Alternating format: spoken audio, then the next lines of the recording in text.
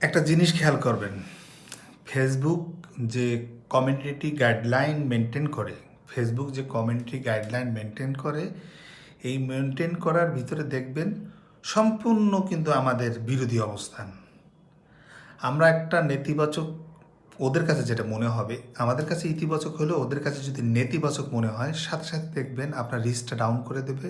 আপনার ফেসবুকে কমেন্ট করতে পারবেন না, আপনার ফেসবুকে লাইক দিতে পারবেন না, শেয়ার করতে পারবেন না, বিভিন্ন ধরনের সমস্যা হবে।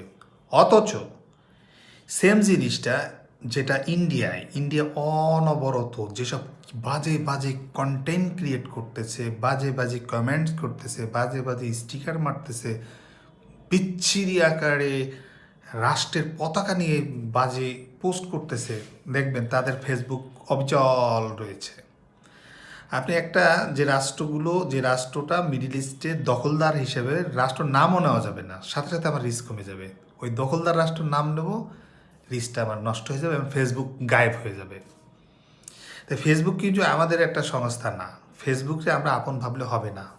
ফেসবুক এমন একটা জায়গায় অবস্থান করতেছে, আপনাকে কোনো রকম দোয়ায় পোষায় আর কি তাদের সাথে অবস্থান করে আপনাদের চলতে হবে। এই হলো ফেসবুকের অবস্থা। আপনি কিছু করলে এর সাথে কমিউনিটি স্ট্যান্ডার্ড মারবেন। গত বছরের 9 ডিসেম্বরে একটা পোস্ট আমার তারা রিপোর্ট করছে, সেই পোস্ট এই বছরের 24-এর 9 ডিসেম্বর উইথড্রল হলো। আমার প্রোফাইল রেস্ট্রিকশন থেকে আমি মুক্তি পেলাম। এই হলো অবস্থা। সো তারপর আমাদের যেহেতু একটা বিগ প্ল্যাটফর্ম, এইটাকে আমাদের মেনটেন করে চলতে হবে। ওদের গাইডলাইন যেটা আছে ওইটা মেনটেন করে আমাদের কিন্তু চলতে হবে। প্রসঙ্গত আসতেছে বাংলাদেশি না বাঙালি। বাংলাদেশি হিসেবে শহীদ রাষ্ট্রপতি জিয়াউর রহমান বাংলাদেশি শব্দটাকে উচ্চারণ করছিল, যেটা আওয়ামী লীগ কখনো মেনে নেয়নি। তাদের ডিফারেন্ট ব্যাখ্যার কারণে এখন প্রমাণিত হচ্ছে আমরা বাংলাদেশি আর বাঙালি। পশ্চিমবঙ্গে যারা আছে, যারা বাংলা ভাষায় কথা বলে, তারাও বাঙালি। আমরা যারা এখানে বাংলায় কথা বলি, এরাও বাঙালি। যদি এই একই ধাঁচের মিলানো হয়, তাদের রাষ্ট্রের যে সার্বভৌমত্ব, রাষ্ট্রের যে পরিকাঠামো, রাষ্ট্রের যে মানচিত্র, এই মানচিত্রের বাইরে চলে যায়। কারণ এখন কিন্তু প্রমাণ করার সময় এসেছে বাংলাদেশি না বাঙালি। আপনারা খেয়াল করতেছেন নাকি, বাংলাদেশিরা কখনো অন্য রাষ্ট্রকে অপমান করে রাষ্ট্রীয়ভাবে কোনো পদক্ষেপ নেয় না।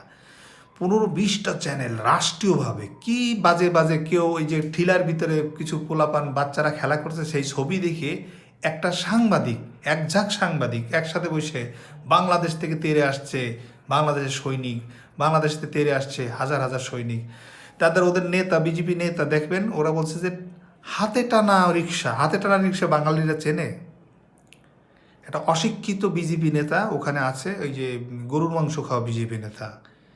এরা হলো রাজনীতি করতেছে, একটু মনের ভিতরে দয়া মায়া নাই মানুষের প্রতি, শুধুমাত্র রাজনীতির ফয়দা হাসিল করতে, একটা বড় একটা ফ্লো তোলার জন্যে তারা এই যে সংখ্যালঘু আক্রমণ, বিভিন্ন ধরনের মানে কথা তুলতেছে। একটা মজার প্রশ্ন কি, মানুষ কিন্তু কম্পেয়ার করতে পারে কোনটা সঠিক কোনটা বিপরীত, একটু দেরি হলেও হুজুগ কিন্তু ওঠে, তারপরে কম্পেয়ার করতে পারে। বাংলাদেশে যাদের হিন্দু সম্প্রদায় আছে, ইন্ডিয়া তাদের আত্মীয় আছে।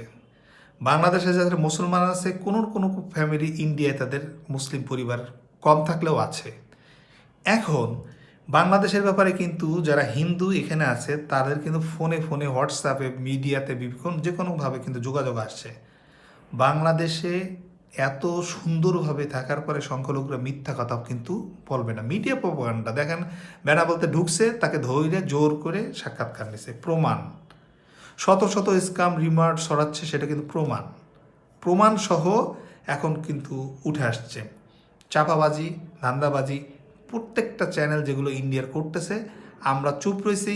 বাংলাদেশে এতগুলো চ্যানেল আছে, 40টার পরে বাংলাদেশের প্রায় কোনো না কোনো চ্যানেল আছে। চ্যানেলগুলোর ভিতরে একটাও রাষ্ট্রীয়ভাবে কিন্তু ওই ল্যান্ড দখল করব, চট্টগ্রামটা যদি নিয়ে নেই তাহলে কেমন হবে, এগুলো কিন্তু চ্যানেলে প্রকাশ করা হচ্ছে না আমাদের, কিন্তু ওরা কিন্তু প্রকাশ করতেছে।